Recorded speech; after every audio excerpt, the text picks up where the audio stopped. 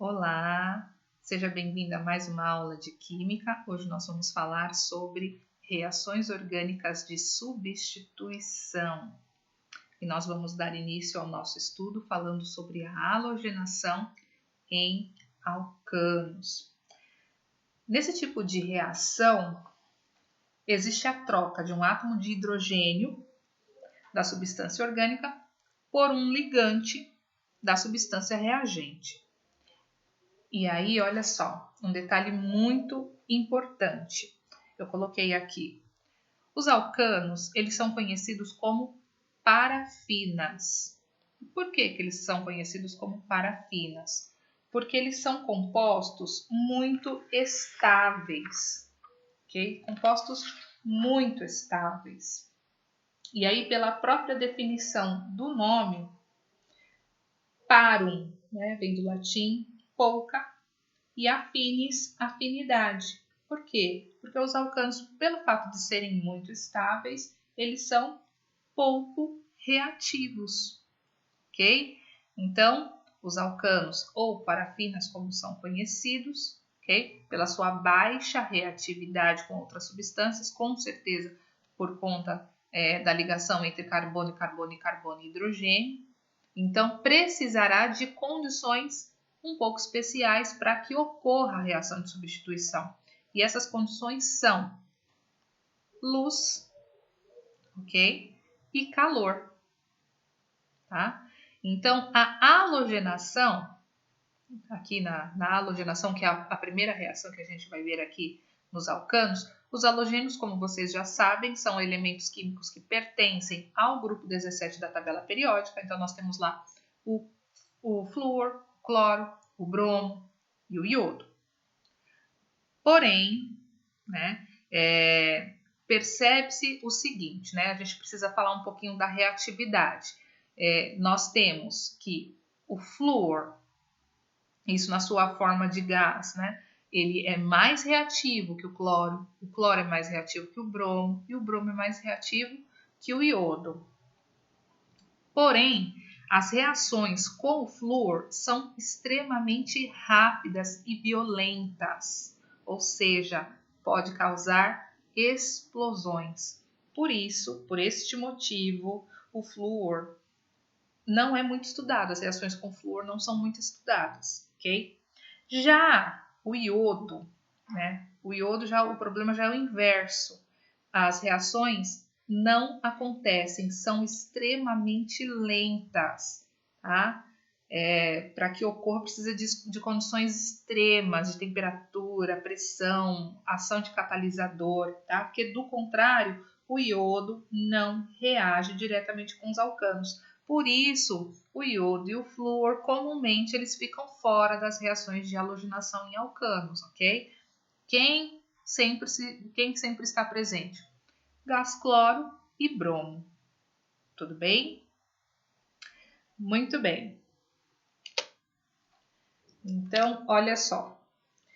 Então, nós vamos falar aqui aí um pouquinho sobre as reações de halogenação, ok? Então, nas reações de halogenação, há a formação de haleto orgânico e um ácido inorgânico, e será um hidrácido, ok? Então, nós teremos a formação de haleto orgânico e um ácido inorgânico.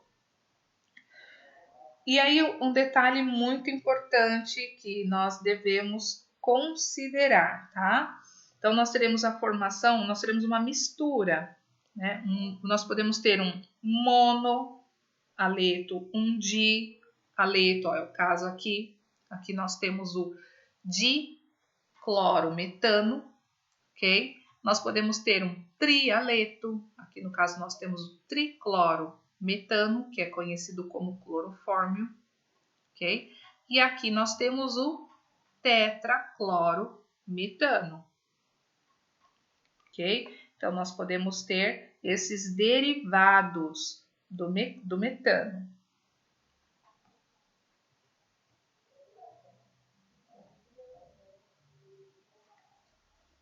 Dando continuidade aí. Muito bem, olha só.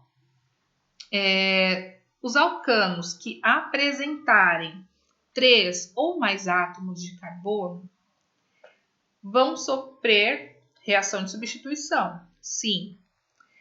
No entanto, eles vão fornecer uma mistura de compostos. Você vai ter um composto majoritário e outro composto minoritário, ok? Ou seja, você vai ter um composto ocorrendo com maior intensidade e outro com menor intensidade.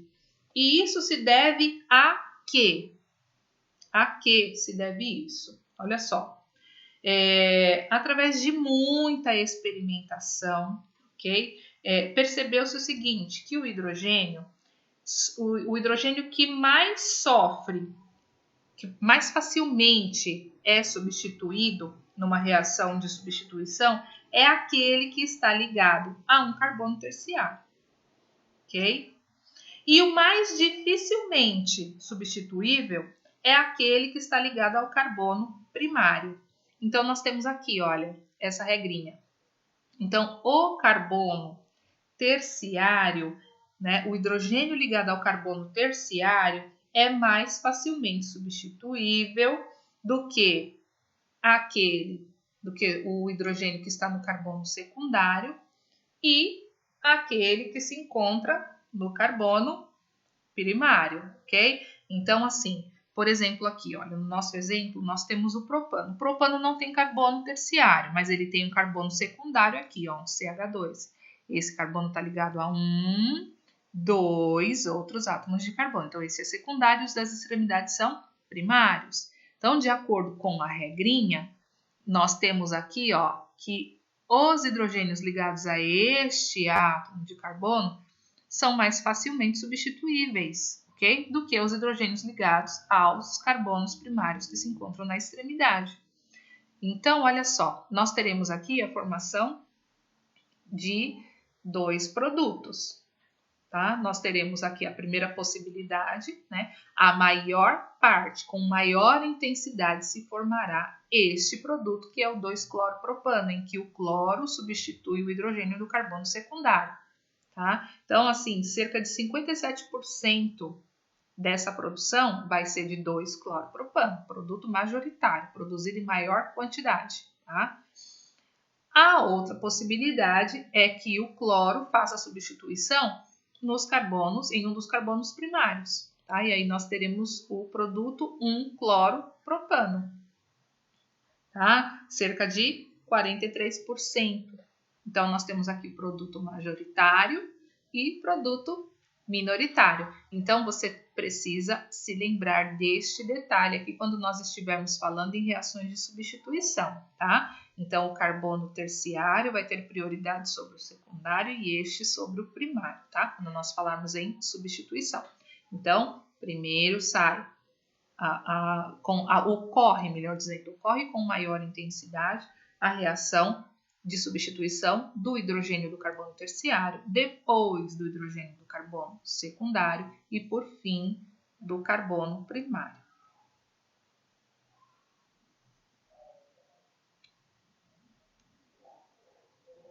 A halogenação nos compostos aromáticos. Como a gente já comentou anteriormente, os compostos aromáticos, por conta do fenômeno da ressonância, também são compostos muito estáveis. Então, a tendência deles é sempre de sofrer substituição, ok? Mas isso em presença de catalisadores, que podem ser cloreto de ferro ou também poderia ser de alumínio, tá ok? Então, são catalisadores específicos, tá?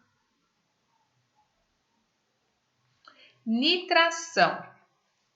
O processo da nitração vai ocorrer também nos alcanos. Então, nós temos aí um alcano, aqui no caso, temos o etano reagindo com ácido nítrico. E a gente sempre procura deixar o ácido nítrico de maneira mais didática, né? Então, olha, aqui nós temos o HNO3, mas para que fique claro o processo, o mecanismo que vai ocorrer aqui nesta reação, então nós colocamos HONO2, Ou seja, olha só, essa reação vai ocorrer em presença de ácido sulfúrico, que como nós já comentamos anteriormente, o ácido sulfúrico é um agente desidratante, ok? E vai ocorrer também a quente, ok? Olha só, então aqui vai ocorrer eliminação de molécula de água. Então o hidrogênio do alcano vai reagir com quem? Com a hidroxila do ácido, ok? E vai produzir água, ok? Vai produzir água. O que nos sobra aqui? Nos sobra o grupo nitro.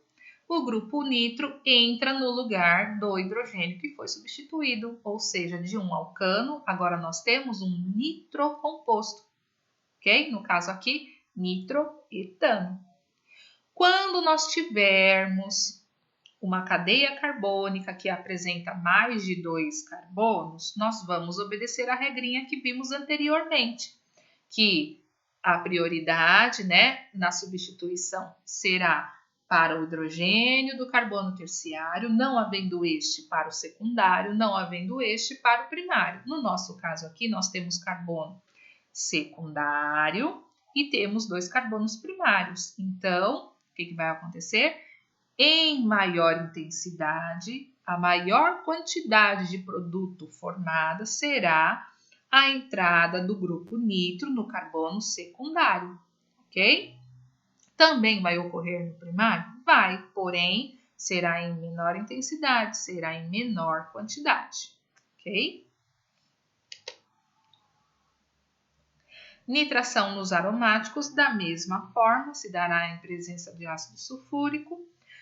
Elimina-se a água, ok? E o grupo nitro entra no lugar do hidrogênio que foi substituído. Então, nós temos aqui a formação do nitrobenzeno, neste caso. Sulfonação. No processo da sulfonação, nós fazemos o uso do ácido sulfúrico, ok? É uma reação feita a quente. Ok? Então, olha só, o que vai acontecer aqui? O hidrogênio será substituído. Detalhe importante, esta reação de sulfonação sempre vai ocorrer em cadeias que apresentem no mínimo 6 átomos de carbono, tá?